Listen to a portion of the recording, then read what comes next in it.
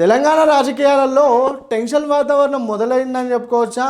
కలహాల కాంగ్రెస్లో ఎల్లప్పుడూ కలహాలతో ఉంటుందని చెప్పుకోవచ్చా? అయితే మొన్నటిదాకా వరంగల్ జిల్లాలో కడియం శ్రీహరి వర్సెస్ కొండా సురేఖ రభసన్ అయితే మనం చూసాం. అయితే ఈ ఘటనకు సంబంధించి కొండా సురేఖ మాట్లాడారు, అదేవిధంగా కడియం శ్రీహరి కూడా మాట్లాడారు.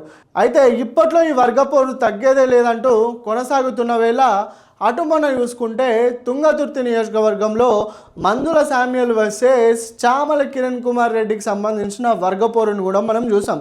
అయితే రసవత్తంగా సాగిన ఈ వర్గపోరులో ఇరు వర్గాల దాడుల్లో కొంతమంది కాంగ్రెస్ నేతలు అయితే గాయపడారని చెప్పుకోవచ్చు. ఈ గాయపడిన క్రమంలో అక్కడున్న పరిస్థితులు అనుకూలంగా లేకపోవడంతో రంగంలోకి దిగిన తెలంగాణ పోలీసులు లాఠీ చార్జ్ చేశారు. సరే, ప్రస్తుతానికి రెండు ముచ్చట్లు పక్కకు పెడితే ఈరోజు ఖమ్మం వెళ్ళనున్నారు తెలంగాణ సీఎం రేవంత్ రెడ్డి గారు. అయితే ఈ పర్యటనలో ఒక ఫ్లెక్సీ కనిపించింది.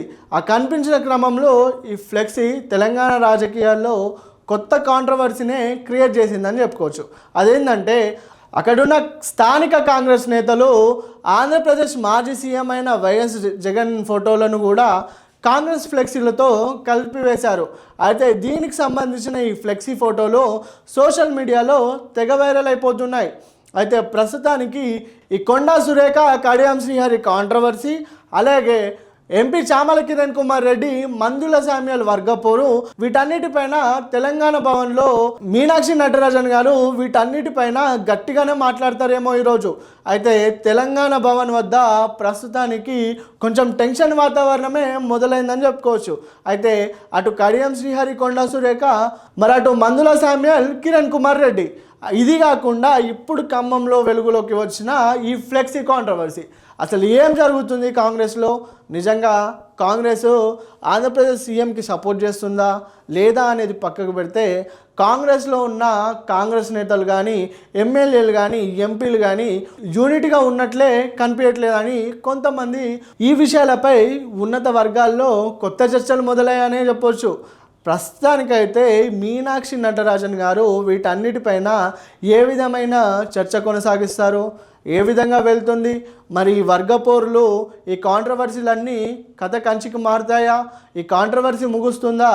కొండా సురేఖ మరి కడియం శ్రీహరి వీళ్ళ మధ్య ఉన్న వర్గపోరుకి ఈ రోజుతో అంతం పడనుందా అనేది చర్చనీయాంశంగా మారిందని చెప్పొచ్చు. ఈ విధంగా చూసుకుంటే అక్కడున్న స్థానిక పార్టీ నాయకులు కానీ, కాంగ్రెస్ పార్టీ అధికారులు కానీ గాంధీ భవన్ వద్ద ఉన్నట్లుగా తెలుస్తుంది. మరి చూడాలి, అక్కడ ఏమైనా వర్గపోరు మొదలవుతుందా, కాంగ్రెస్లో కలహాలు అధికమై కాంగ్రెస్ విచ్ఛిన్నం అవుతుందా అనేది కొత్త చర్చలు వినబడుతూనే ఉన్నాయి. మొత్తానికైతే మాజీ సీఎం జగన్ మరి రేవంత్ రెడ్డి ఫ్లెక్సీలు అవపడడంతో మరి కాంగ్రెస్లో పరిస్థితులు ఏ విధంగా మారుతాయనేది చర్చనీయాంశంగా మారుతుందని చెప్పొచ్చు. మొత్తానికైతే కాంగ్రెస్లో ఈరోజు టెన్షన్ వాతావరణం కనబడుతుందనే చెప్పుకోవచ్చు.